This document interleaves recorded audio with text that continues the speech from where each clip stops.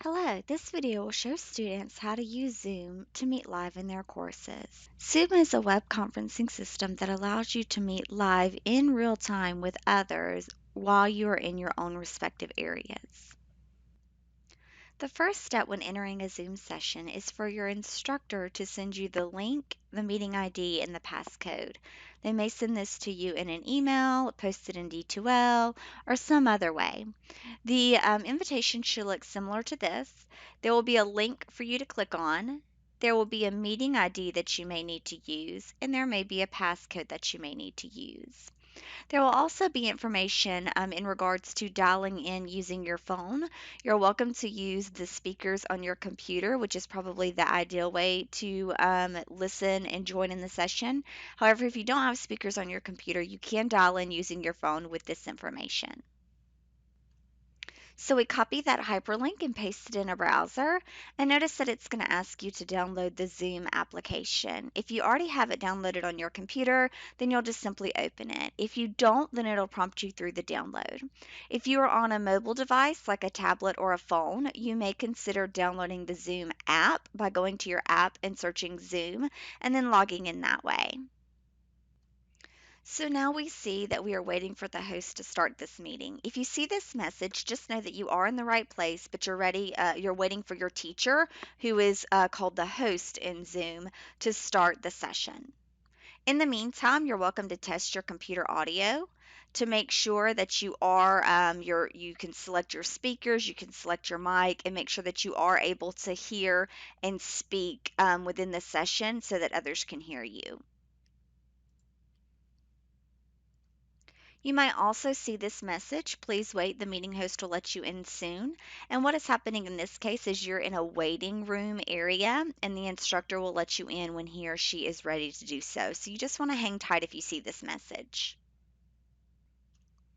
All right, so once you see this message, it means that you've been entered into the session. You can choose to join with your computer audio, and again, you can test your speakers and microphone. Or if you know that you need to join via a phone call to call in, then you're welcome to do that by choosing phone call and using these numbers again with that participant ID, that meeting ID and participant ID. When you are logged into the session via your phone, it's important that you mute your phone once you enter the session while you're not speaking, because if not, there will be feedback into the session. So you want to make sure to mute.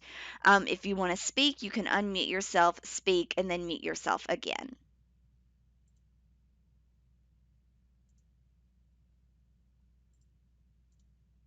All right, so we are now in the session. So notice at the bottom you have your different links. So I want to join audio. So I'm going to join with my computer audio.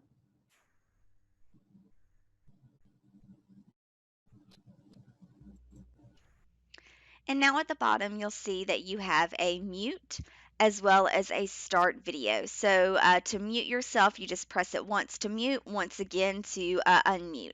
So right now I'm unmuted. You can see there's green lines right there letting me know that I am speaking into the conference. If I click it again, it's going to say unmute, and then there will be like a red line letting me know that I am not currently speaking. Again, it's best practice to mute yourself if you are not currently speaking in the session, because it can cause feedback. So to share your video, you just press start video,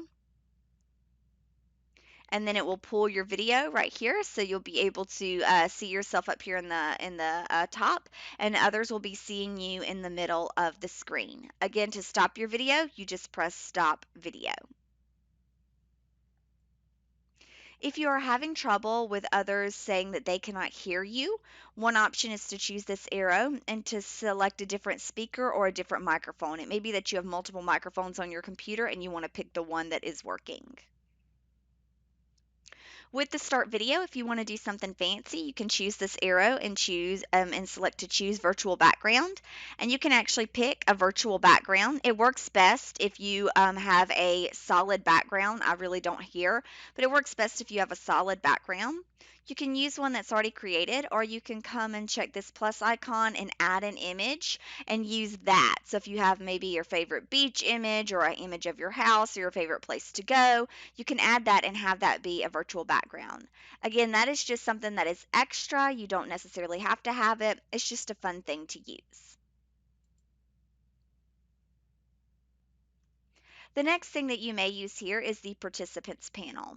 So you can click on this to see who is also in the session. So right now there's just two people in the session. This is me and this is the host of the presentation. But you would see a listing of all of those that are in that session. Another tool that you're very likely to use is the chat area. You can get to it down here at the bottom. You choose chat. You'll see a little pull out here on the right side and you can type messages. Now, it's very important to make sure you know who you're typing your message to. This is going to everyone. That means everyone in the session can hear it, or I'm sorry, can see the message. If you want to message it to just one person, you'll see a listing down here at the bottom. So in this case, if I wanted to send a private message to my teacher or the host of the session, I can pick them. And again, you'll see that it was privately sent to just that one person. So be very careful in terms of who you're sending the message to, everyone or a specific person. If you want to save this chat for later, because some very important information was used here, you can choose this icon and save the chat, and that will let you just save a text version of what was said in this chat area. You're welcome to have this chat area open at all times, but you can also come to this top area and make it a pop out so that you can kind of move it around on different places so that you have more real estate in the middle of your page. In some cases, it may be that the instructor is sharing a whiteboard with you. It may be that he or she is writing on the whiteboard and you are to watch what he or she is doing. Maybe they're working out a problem or whatnot. Or it might be that he or she has invited you to join in on the drawing on the whiteboard. So in that case, at the very top, you'll choose View Options and Annotate, and you'll see a nice little toolbar come up that will allow you to use the Draw feature and change your color, and you'll be able to write and interact with your instructor as well. So you can go back and forth with them on that. It might be that he or she has asked you to type in a message. So in that case, you would want to grab the text tool and you can choose your font color and then you would type in your message.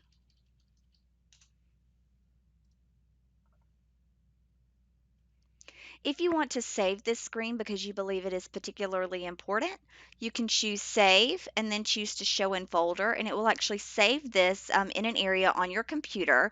It'll go into the Documents Zoom area, and then you'll see a listing of the different Zooms that you've been a part of, and you'll be able to open up and see a screenshot image of that screen that you saved. It may also be that your instructor shares files on their screen, such as websites, Word documents, PowerPoints, etc. And it may be that you just simply need to watch what's on the screen, or it may be that you are asked to interact again. So in that case, you would do View Options, Annotate, use whatever tool that you're going to need, and then type in or draw in your response. There might be cases where you are asked to answer a poll. So a poll would pop up on the screen and you would select your answer choice. There may even be times when your instructor wants you to share your screen with the rest of the class in cases of doing presentations and whatnot. So in that case, you would just at the bottom of your screen choose Share Screen. And then you would pick either to use the whiteboard if you're going to use that part of the demonstration, or you would choose what screen you would like to share to be able to present that to the rest of your class. Then you would choose Share, and then you are sharing your screen with the rest of the class. Notice that you receive this panel up at the top that allows you to still use your mute and your video and all of that information. But when you are complete with sharing your screen, again, you can open up any website you want to, you can open up any document that you want to, etc. Just whatever's on your screen is what's going to be showing to the rest of the class. But when you get finished, you just choose Stop Share, and then it's going to return everyone back to this main area. There might also be times when your teacher is going to put you all in breakout rooms, which are going to be separate groups for you to do activities with a subset of students in your class. So in that case, if they ask you to do that, you would just choose to join the breakout room.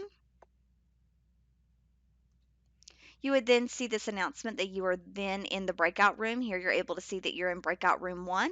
If you choose the participants area, you will be able to see all of the other students in in the breakout room with you. Right now it's just me. But in this breakout room, you're actually able to share your audio, your video, as well as your screen, and only the people in your particular group are going to be able to communicate and see that information. So, again, it's kind of like being a group within the larger session. If the instructor is ready to move everyone back to the main room, you'll see a notice saying that the breakout rooms will close. So you can go ahead and leave that breakout room, and you, as well as everyone else, will be returned. So you will then be returned to the main area. To leave the session, you can simply choose Leave, and you'll leave the meeting. There might also be times where the instructor has recorded the live Zoom session and you are able to access it and watch the video later. In that case, the instructor will provide you with a link. They may send it via email, post it in D2L, etc.